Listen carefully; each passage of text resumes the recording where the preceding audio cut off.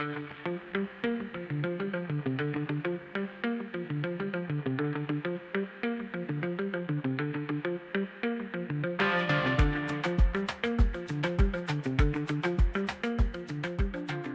suis Hélène Camarade, je suis professeure en études germaniques à l'université Bordeaux-Montaigne.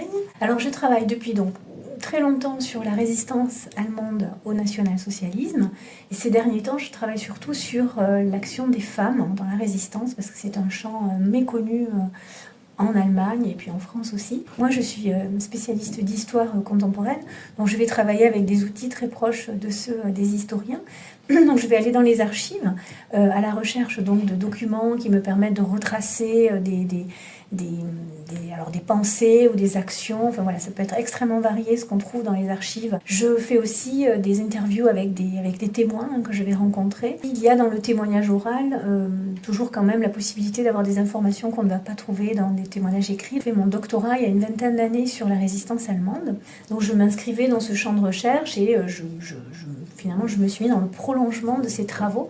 Et ce n'est qu'assez récemment, enfin depuis une dizaine d'années, en justement m'intéressant à l'histoire des femmes et aux lacunes en fait, dans l'écriture de l'histoire des femmes et dans l'accès aux sources sur l'histoire des femmes, que je me suis rendu compte de mes propres biais qui avaient fait que je ne m'étais pas intéressée à l'époque, du moins pas suffisamment, à l'histoire des résistantes. Mais il y a quand même de nombreuses pistes où on peut s'intéresser justement à où étaient les femmes, où ont-elles pu agir. Les femmes ont été en général plutôt assignées à des tâches de logistique, de secrétariat. Voilà, donc cette hiérarchisation en fait des tâches et la valeur qu'on y a accordée a posteriori a fait qu'on a aussi invisibilisé tout ce travail de logistique, ce travail de secrétariat accompli par les femmes.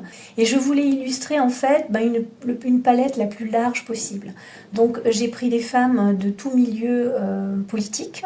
Donc il y a plusieurs communistes, socialistes, social-démocrates, une aristocrate, enfin il y a tout un champ politique. Ensuite j'ai voulu illustrer aussi une diversité générationnelle pour montrer finalement que quel que soit le bagage qu'on amène quand la dictature arrive, peut trouver la voie de la résistance ou peut se décider pour l'action ou la pensée résistante. C'est peut-être la plus importante, c'est celle des formes de résistance, justement. Donc le dernier portrait que je prends, c'est une dame que j'ai eu la chance de rencontrer, Inge Deutschkron, qui elle, en fait, était une enfant je crois qu'elle a 10 ans, en 1933, voilà. Et en fait, elle découvre, avec l'arrivée des nazis au pouvoir, qu'elle est juive. Et en fait, elle va se cacher pendant 2 ans et demi avec sa mère, et elle va survivre grâce donc à toute une chaîne de solidarité avec beaucoup de hasard aussi. Et en fait, je raconte aussi ce parcours qui est un parcours finalement de survie. En quoi la survie est aussi une forme de résistance. Elle avait 2 manteaux, donc un manteau avec l'étoile jaune. Et quand elle sortait de chez elle, parce que tout le monde savait qu'elle était juive, elle portait l'étoile jaune.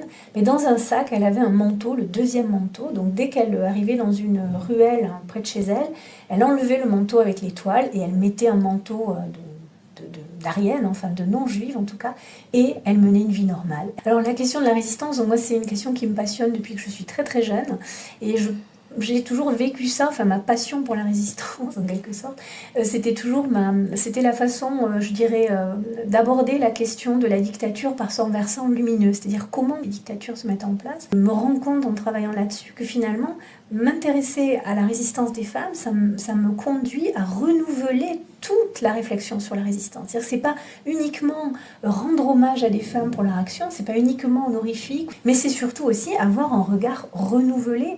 Et donc je reste marquée même par 2 portraits que je dresse dans l'ouvrage. Donc Inge Deutschkron, dont j'ai parlé, qui était une femme d'une lumière incroyable, avec une force de caractère incroyable. Et puis la deuxième, c'est Freya von Moltke, qui était, alors elle vient de la très grande bourgeoisie allemande, elle épouse un aristocrate, elle va survivre, etc.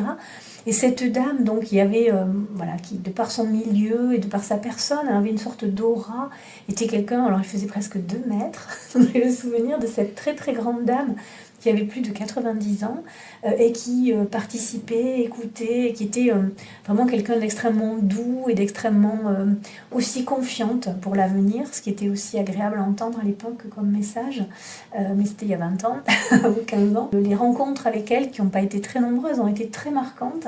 J'étais contente de pouvoir raconter leur vie aussi dans cet ouvrage parce que pouvez aussi mettre un petit peu de cette rencontre ou de ces rencontres personnelles avec elle.